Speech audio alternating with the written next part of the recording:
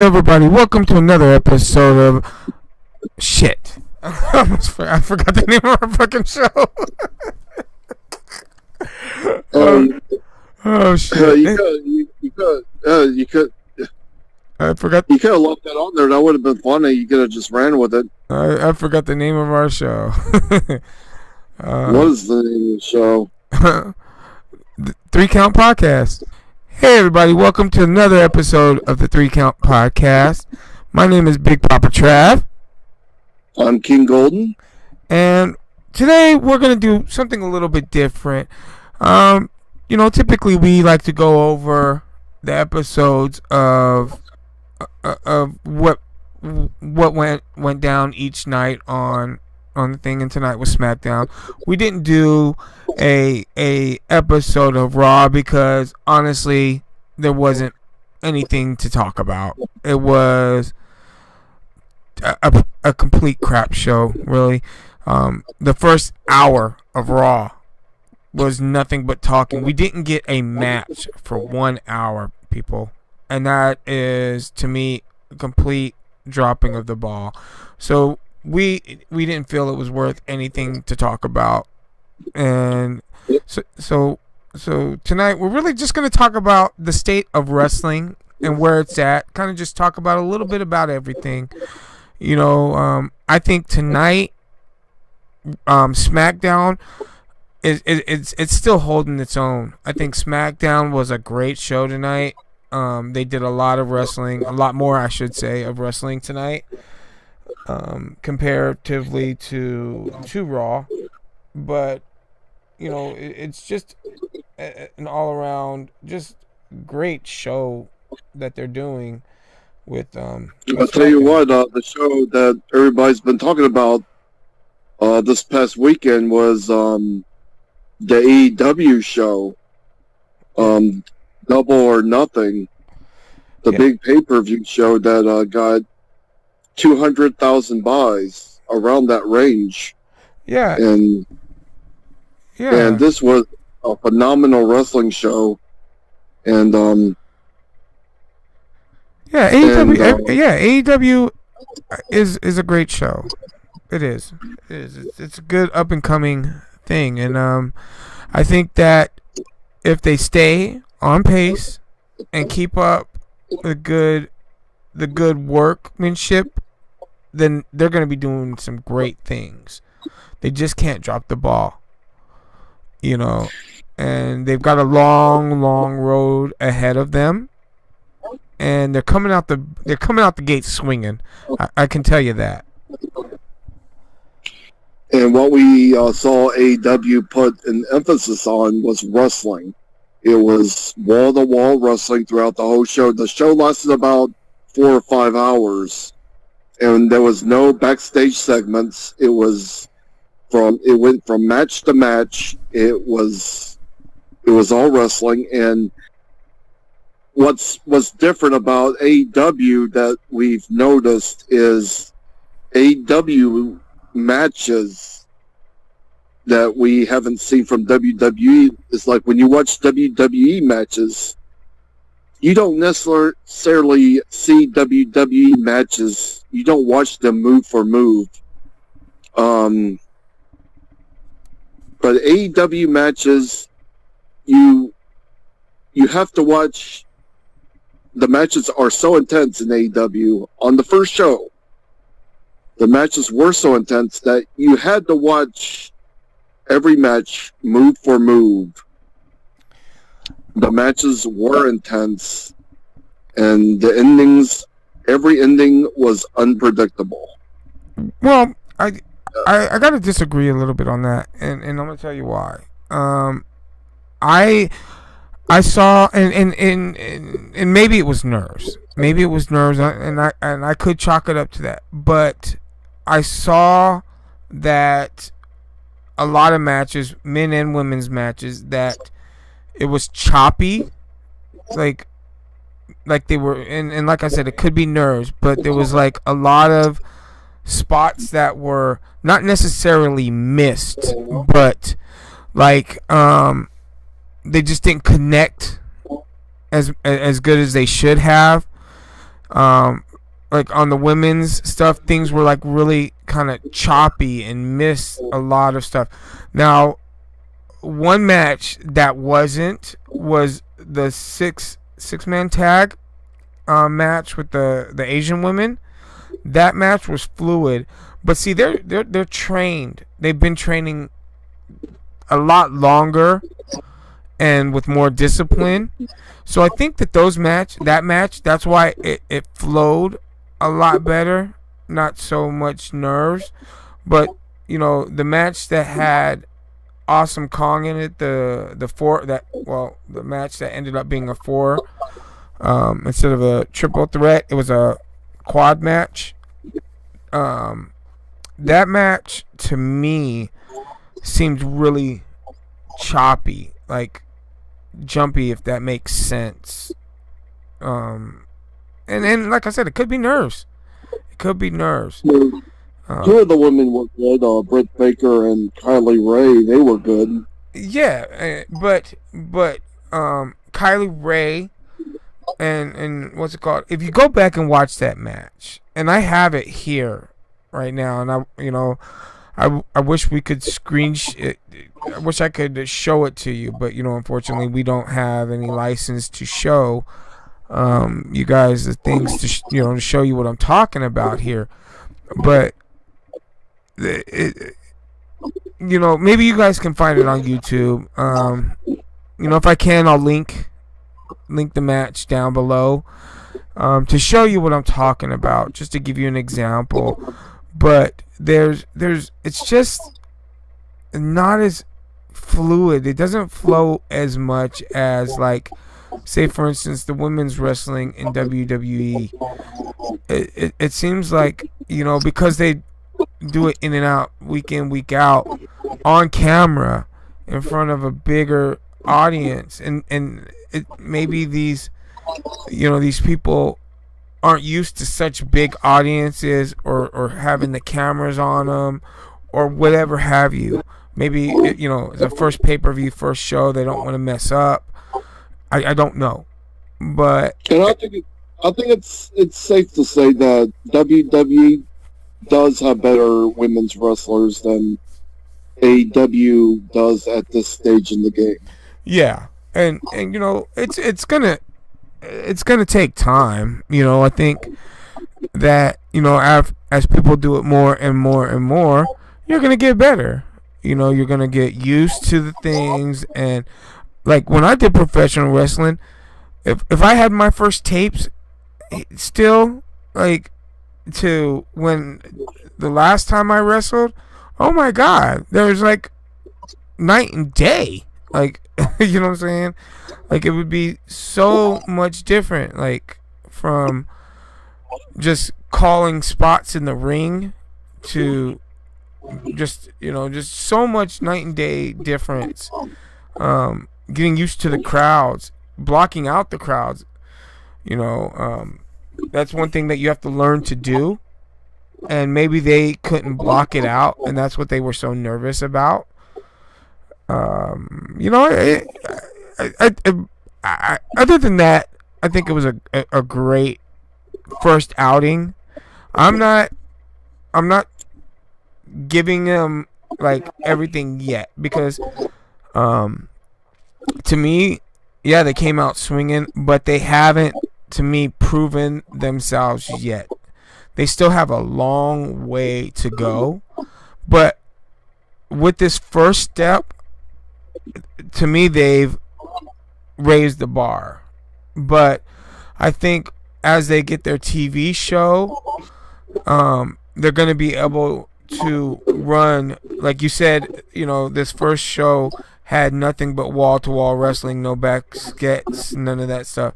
But they didn't really have the time to be able to do that, because they don't have a show, they don't have time. They wanted to be able to go out there and let the people see and introduce the people to their talent. And once they get a show, then they'll be able to pull these segments and storylines and all that stuff.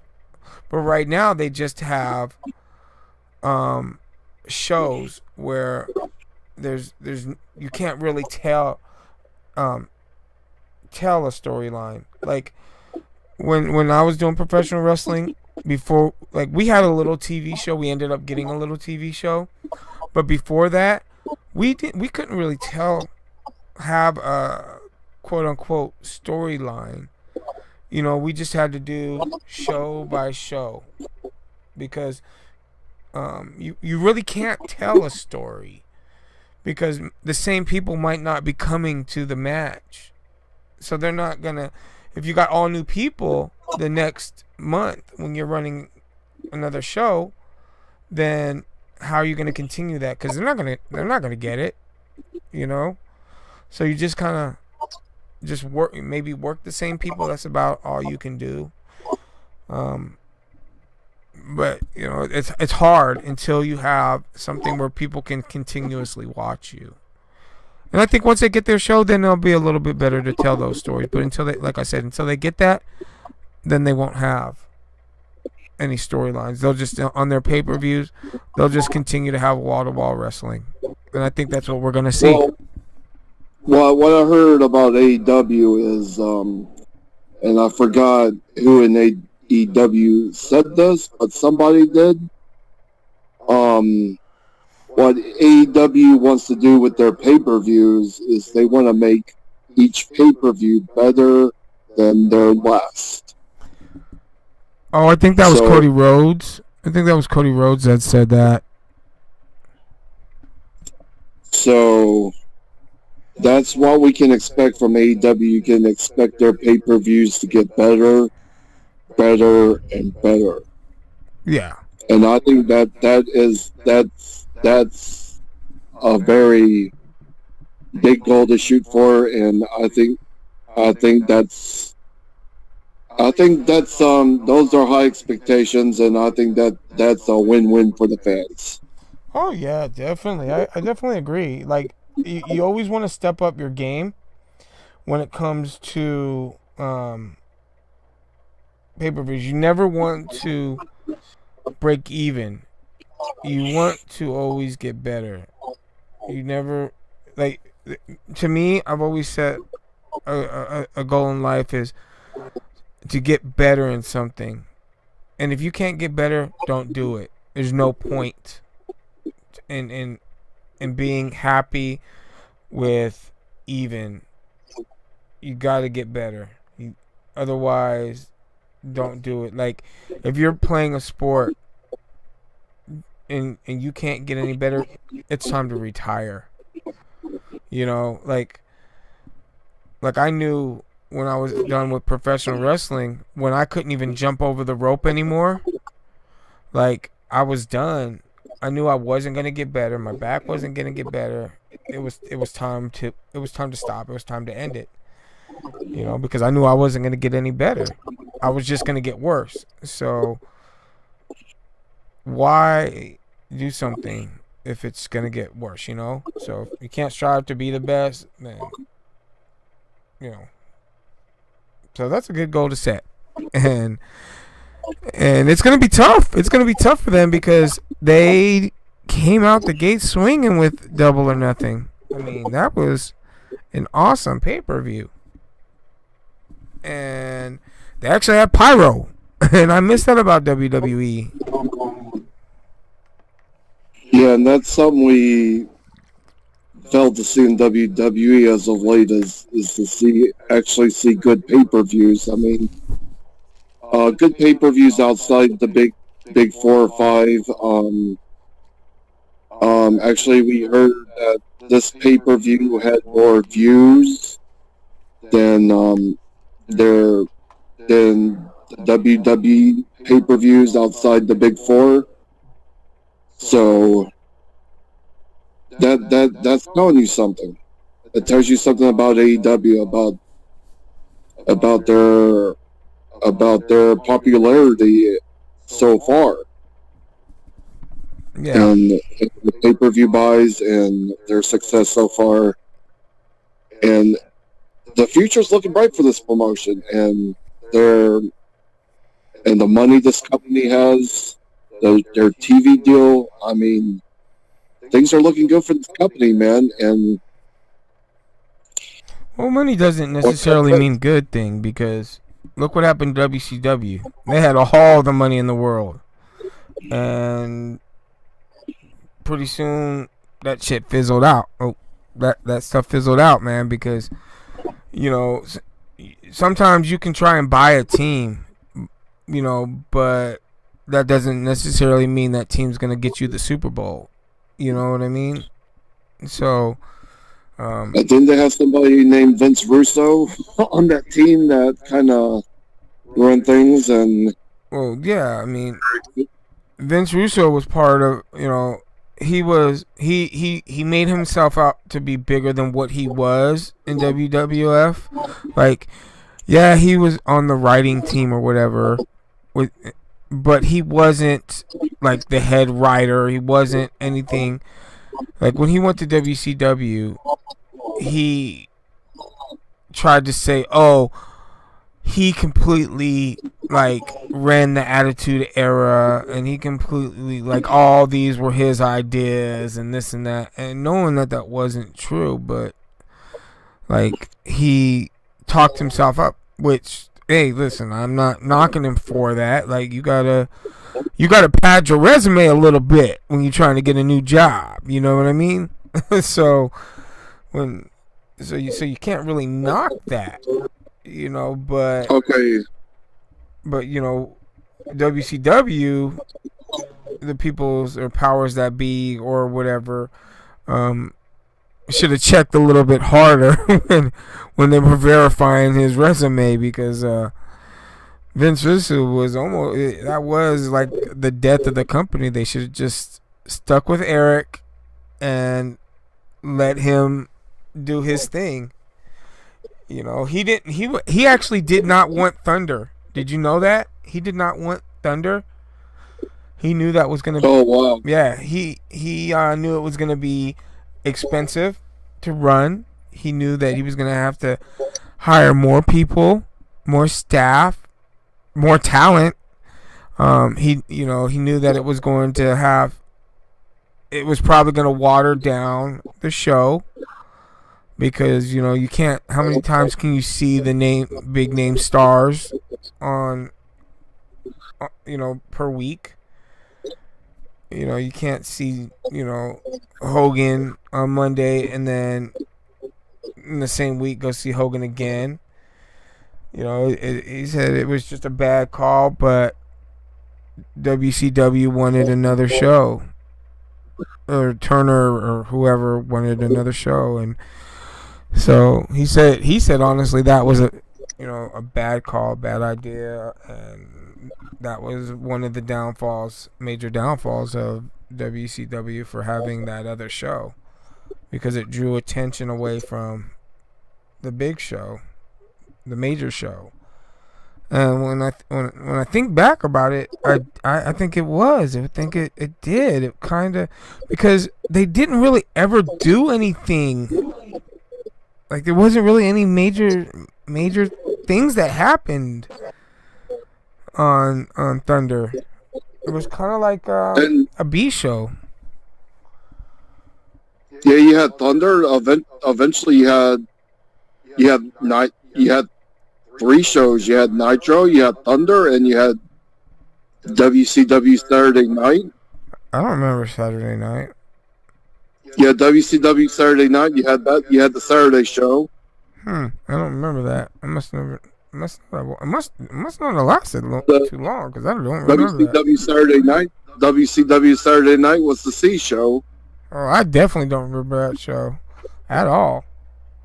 But and then when they tacked on that third hour, also he said that was, he goes, that did not need to happen. Adding a third hour, he goes, that did not need to happen. He goes, it was great with 2 hours, and it left people wanting more. You know, he goes, yeah, it's cool. You know, we can always do that stuff without the cameras being on. So, but I just think that having that extra thing, with AEW being in the picture now, I think it's good. I think it's good to have them in there. But I do think they need to focus on them and not worry about WWE. I think they just need to do them. They got their pot shots or whatever out of the way, and they just need to do them and focus on them and not worry about WWE. And have a quote unquote war. Now remember the last time someone tried a national promotion against WWE was TNA. That was in 2002, and the following Raw that Monday, WWE started the ruthless aggression era. TNA there was never any competition. Like I think that they were gonna do that anyway. Like there was never any type of competition with TNA. Like WWF was never scared of TNA. TNA had no competition whatsoever with that. Like for me, there was nothing that made me want to tune into TNA to see what's gonna happen next. Like even though they had all my favorite people there, I didn't. It's not something that I had to rush over to see. You know what I mean? Like, and TNA was nowhere near as good as AEW is. I mean, they had nowhere near the talent. It was nowhere near as good. I mean, it didn't even seem to compare. Well, they had the same people all at one point in time. Jericho's been to TNA. Omega was at TNA. Dustin's been to TNA.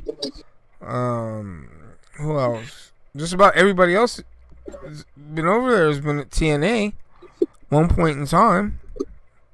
So okay, so anyway, well, this time around, after the AEW pay-per-view, the following Raw, well, WWE does not do anything.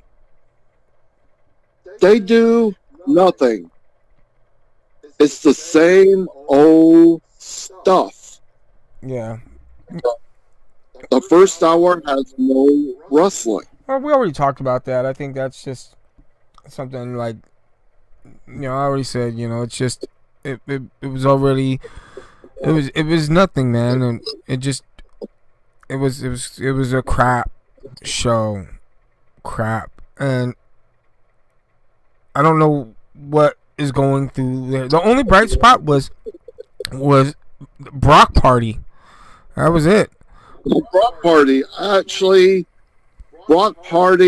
was money. That was really. Brock Party was hilarious. I loved that gimmick. It wasn't that it was hilarious. It was just different for him. And I know what he was trying to do, but like he was trying to kind of make fun of Kofi, like but like I think that's what they were trying to go for, but it was just different for him. It was out of character for It was Brock out of Lesnar. character and a breath of fresh air. Yeah, and so I think that and he actually talked more, which was cool.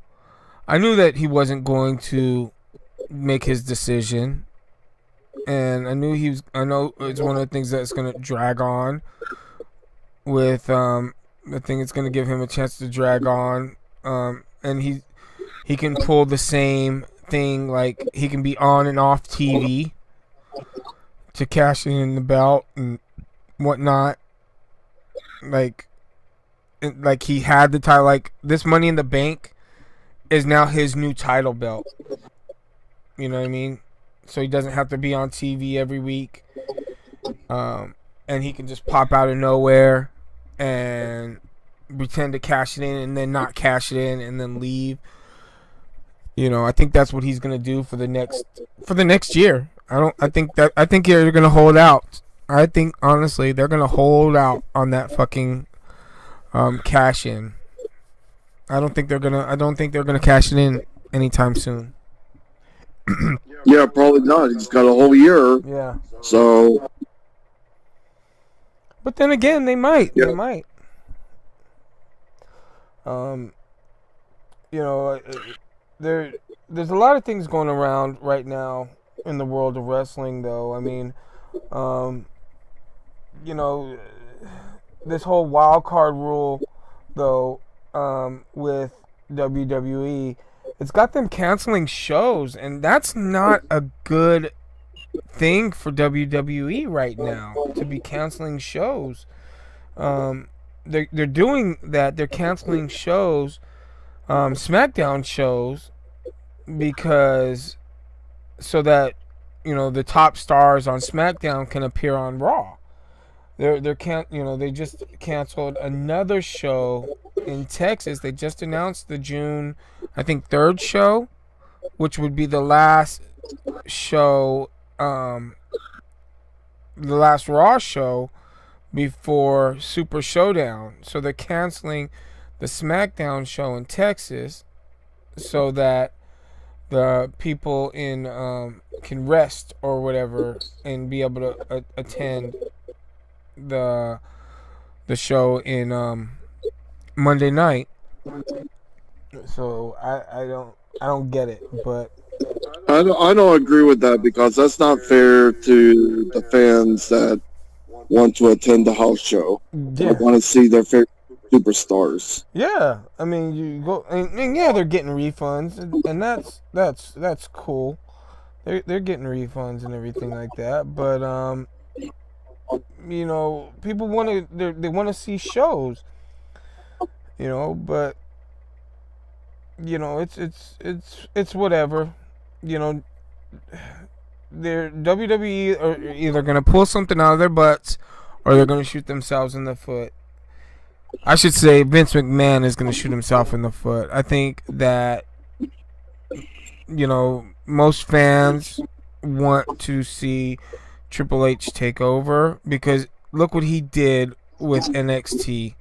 He built that thing up to being what it is today. I mean, NXT is building stars. They are building stars, and Vince McMahon pulls these people up and then gives them a little push, and then he buries them. And I don't understand why he's doing that, because his top stars that he's built, quote unquote, are getting hurt, they're leaving, or they're doing other things like finding movie careers like John Cena, you know, and that's not good, because if you're not building stars, then what have you got when your talent that you have built leave or retire, get hurt, whatever? What have you got? You have to build stars, and that's one of the things that was wrong with WCW. They did not build stars. The only star that they built was Goldberg. Everybody else was already a talent that they bought and brought in, or an established star, you know what I mean, that had been with the company since the beginning. But Goldberg was the only talent they built, and WWF used to, or WWE used to build talent, and that was their coup de grace, you know. And they're not doing that anymore. They're burying the good people, man, and it's sad. It really is. But we'll see, man. We'll see. Honestly, where it goes, we'll see. I mean, but there is a bright side to everything. There is a bright side, silver lining. You know, with AEW though, we did have Dean Ambrose, aka Johnny Moxley. He did appear, and so I was wrong, and just about everybody else was wrong. I thought that it was a work with Dean Ambrose leaving. I really did. I thought it was a work. That he. I wasn't surprised. I wasn't surprised that he showed up. I did. I thought it was a work. I thought it was just him going away to film that movie, and then he was going to be back. I really did think it was a work, and so did a lot of the other dirt sheets and other podcasts and YouTube channels. That a lot of places thought it was a work until he actually appeared, and maybe nobody just wanted to believe it. I don't know. I know I didn't want to believe it, but oh, did you see the new move that Becky Lynch did last night? No, I haven't heard about it. No, what is it? Oh, Becky Lynch, she did a move during her tag team match against the Iconics last night. Are you talking about her new slam? Yeah, the manhandle slam. The manhandle slam. Oh yeah. The manhandle slam. I liked it. Oh, manhandle slam. I kind of like that tag team of her and Nikki Cross. I know it's not gonna last, but I did. I like that little tag team that they had together against the Iconics. But I think they're gonna take the Iconics belt off of the Kabuki. With the Kabuki twins, but where are they? Like, they didn't appear tonight. They haven't appeared since before the pay-per-view. Yeah, they haven't even been on TV. Yeah. What's the deal? I know. I haven't heard hide no hair. There was no page. There's nothing. I mean, the Iconics were there. Maybe. I don't know. Maybe they were just a dark match. I don't know. I mean, like I said, the Iconics were there, so why weren't the Kabuki Warriors? I said Kabuki Twins. The Kabuki Warriors. Why weren't they there? I mean, they were pushing them. I mean, is this another thing Vince McMahon is doing? Is they were pushing the women's tag team, and now they're just kind of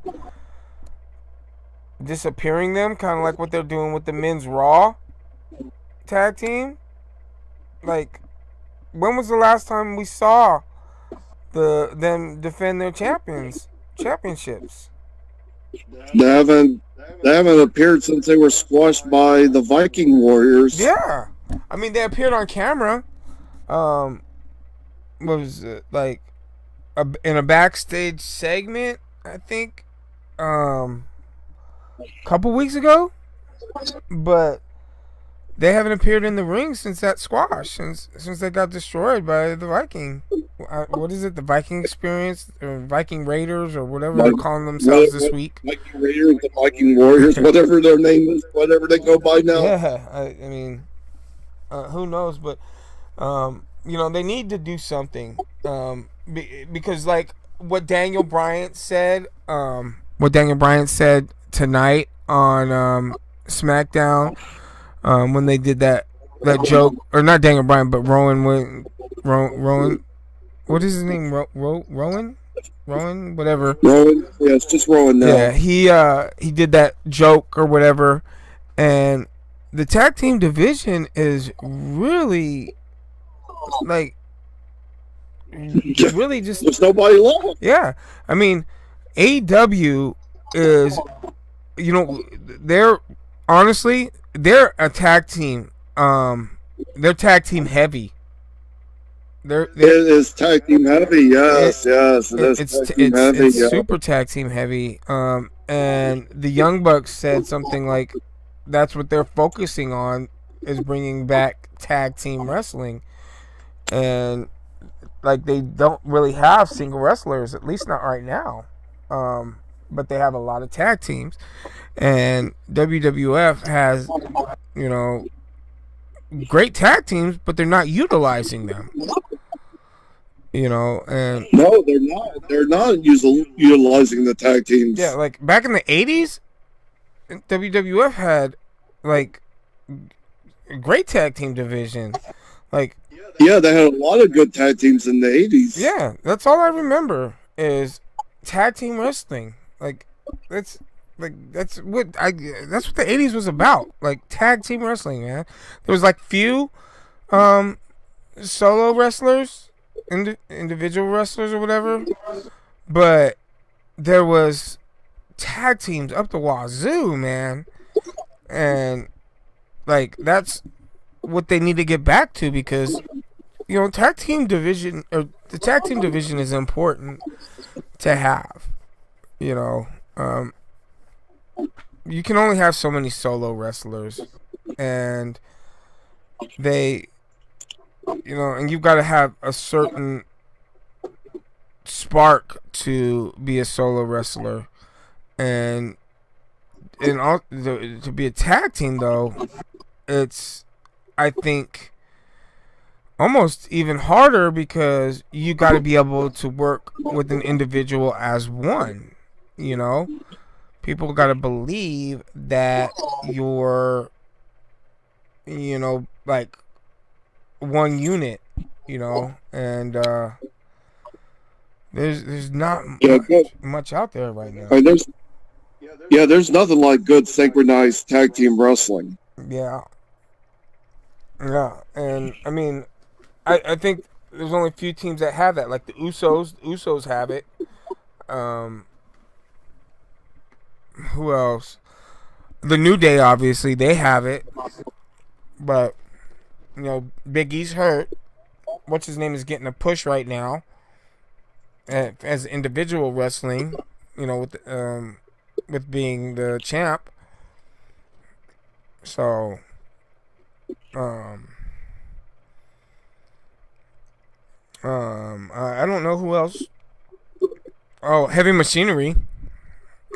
Heavy Machinery. They're going to get a SmackDown Tag Team title shot down the road. Yeah, but they came in as a tag team, so they've been working as a tag team for a long time. They weren't put together. They've been a tag team from the get-go. Yeah, so I think that, and you know, some people do end up forming a good tag team, like the Bar.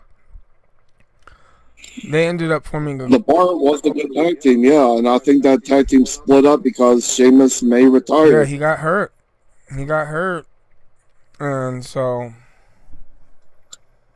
we'll see. Yeah, don't take that for gospel, but yeah, I hope not. I mean, that's just. I hope not. Yeah, we hope. Yeah, I definitely hope he doesn't. But I hope that things get better. I hope that WWE can just start listening to the fans, and then things will be all right. Like what they need to do, what WWE needs to do is they need to bring in a good, honest, true fan as a writer, and then you will get a good show. You will be able to get the people booked correctly. Because a fan will write the story that people want to see. You know, because I know as a fan, I can go back and remember storylines like crazy. Like, they already did this. They already pulled that. Why are you going to go dip back into that well? Don't do that. You know? Yeah, AEW has made an emphasis on connecting to the fans. Yeah. And that's what WWE should focus on more is connecting to the fans. They should listen to the fans more. Yep. And that's what they tried to say. They tried to say when I mean, right before. apparently they listen to the fans for WrestleMania, but they should listen to the fans more. I mean, that's what AEW's going to do, and WWE should follow suit. Well, that's what they said that they were gonna do. Like all the McMahons came out and said, "We're gonna And listen to and you." this is what's going to be about. I mean, fans seeking an alternative, and AEW is going to give what the fans want. They're going to listen to the fans, and they're going to give more of what the fans want. And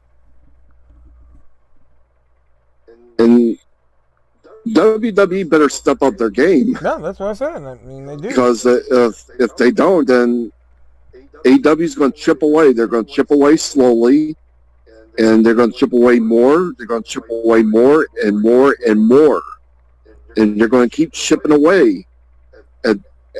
At WWE, they're going to chip away, keep chipping away, and eventually it could get dangerously close. Well, that's what I was saying. They need to step that up. Eventually, but you may never know that they could take. I mean, they may never take their spot, but you may never know. I mean, if AEW keeps doing what they're doing, if they keep doing it well, then they're going to be really, really successful. Yeah. And if they keep doing what they're doing, they're gonna, that thing's going to happen, man. And who knows how successful they're going to be. Yeah. And WWE just better watch out, man. Well, I think that there's room for both. I don't necessarily think that they need to have a competition. I think that I think that there's room for both. I think that as long as they things, then you got room for wrestling. That's all I gotta say. I mean, so they I don't think they need to be in competition with each other. I think that they just need to both do their own thing, and everything will work itself out. But that's just me. So yeah, what we want to do, we want to see both companies do well. Yeah, I don't want to see anybody die out. You don't want to see anybody die out. Exactly. We want, if both companies do well, then that would be good for all of wrestling. Yeah, exactly. Wrestling would be just fine, but people always want to try to start this war, this East Coast West Coast thing. There doesn't need to be, like back when the territory days were going on, people watched, and everybody had their own TV shows, and people were able to watch different wrestling channels and be able to go to their own shows, and it existed, but once Vince McMahon became this conglomerate and started running people out of business and became the top dog, and then taking all the good wrestlers and everything like that, and then there was only one show, one major place to go, then it became a little bit harder. But there's always room for other people, and AEW, they stay in their lane, WWE stay in their lane, but WWE just needs to pick it up and make their product the best product that they can do, and AEW needs to stay in their lane and make the best product that they can make. And they don't need to talk about each other. The wrestlers don't need to talk smack about the other wrestlers or the companies or whatever. They just need to just do them. And I think that if they do that, it's gonna, whichever company does, it's gonna turn me off of the other company. Because there doesn't need to be any smack talk. Doesn't need to be any of that. It just they do them, and the other company do the other company. That's how I look at it. Yeah, we don't need to have one major company. We need to have two or three major. We need we need at least two companies in the big leagues. So we have good wrestling competition. So it would so it can be a win-win for the fans. And I think AEW's arrival is a win-win for the business, and it's a win-win for the wrestlers in the business. Right. Well, I think right there, I think that is a good place to end it. So, with that, I'm Big Papa Trav, King Golden. and we will see you guys next time. Peace out.